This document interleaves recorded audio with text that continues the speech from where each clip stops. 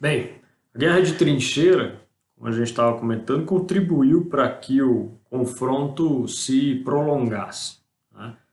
Isso mudou apenas com a entrada dos Estados Unidos no conflito.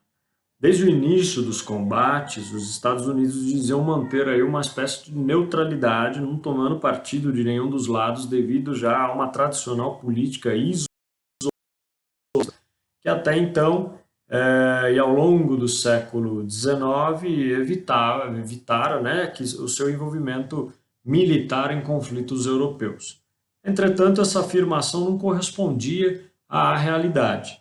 O governo norte-americano emprestava dinheiro e vendia alimentos, armas e outros produtos industrializados para a Europa, privilegiando principalmente os países da Tríplice Entente e os seus aliados, né? Em resposta, entre fevereiro e março de 1917, 8 navios norte-americanos foram afundados pelos alemães. E o fato levou o governo dos Estados Unidos a abandonar a política isolacionista e declarar guerra à Alemanha. E poucos meses depois, cerca de 4 milhões de soldados norte-americanos desembarcaram então no continente europeu para lutar ao lado das forças aliadas ali da Tríplice Entente. É importante ressaltar a vocês, né, que o ingresso dos Estados Unidos, uma grande potência mundial desde a época, né, no conflito, significou uma imediata vantagem para a Tríplice Entente, sua aliada, né? Além disso, a vitória nas duas guerras mundiais ajudou a transformar os Estados Unidos na superpotência que é hoje, né? Como será visto posteriormente por nós, um pouco mais adiante aqui nesse capítulo. A entrada dos Estados Unidos no conflito da Primeira Guerra Mundial desequilibrou os combates, né? O número expressivo de novos soldados, somado então ao poder bélico do seu exército, foram fundamentais para a vitória dos países da Tríplice Entente e os seus aliados. A partir de outubro de 1918, os países adversários começaram então a se render. Quando os Estados Unidos entraram, pessoal, na Grande Guerra, bolcheviques lideraram então uma revolução na Rússia e assumiram o poder do país.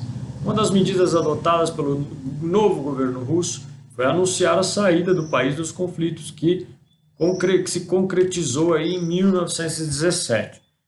Eu proporia para fazermos juntos, então, os exercícios da página 81 da seção Ler e Descobrir. Vejam lá, observe atentamente a imagem a seguir, né? Essa é uma propaganda de guerra dos Estados Unidos, produzida durante a Primeira Guerra Mundial. Com base nessas informações e na análise da imagem e sua legenda, responda ao que se pede. Tem lá uma imagem, né? E o texto na parte superior da imagem diz assim: destrua esse bruto louco, né? No capacete da figura está escrito militarismo. Na arma aparece a palavra alemã para cultura. E na parte inferior da imagem diz: aliste-se no exército dos Estados Unidos. A letra A, o enunciado, traz lá a seguinte reflexão: o animal presente no cartaz representa um dos países envolvidos na guerra.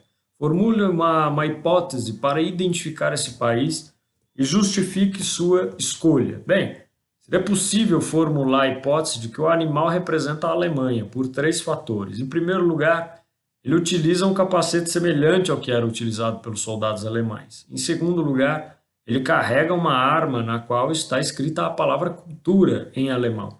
Em terceiro lugar, os alemães eram os principais adversários dos Estados Unidos durante a Primeira Guerra Mundial. O enunciado da letra B: de que modo a imagem representa esse país? Explique usando elementos da imagem. Bem, a imagem representa esse país de forma violenta e negativa, né? A ideia é que os alemães seriam seres brutais e com comportamentos animalescos.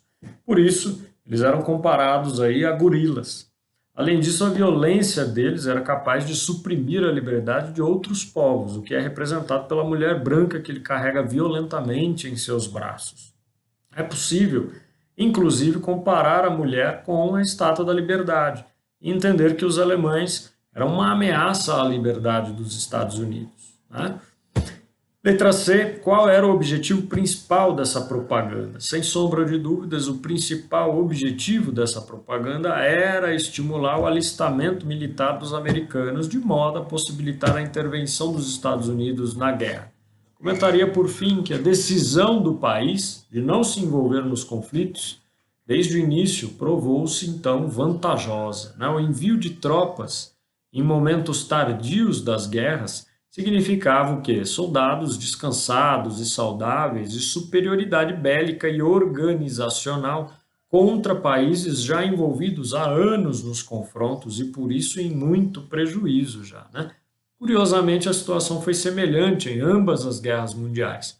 Os Estados Unidos só ingressaram perto do final, após serem atacados pelo lado oposto, e a sua entrada sempre contribuiu muito para o desfecho dos conflitos.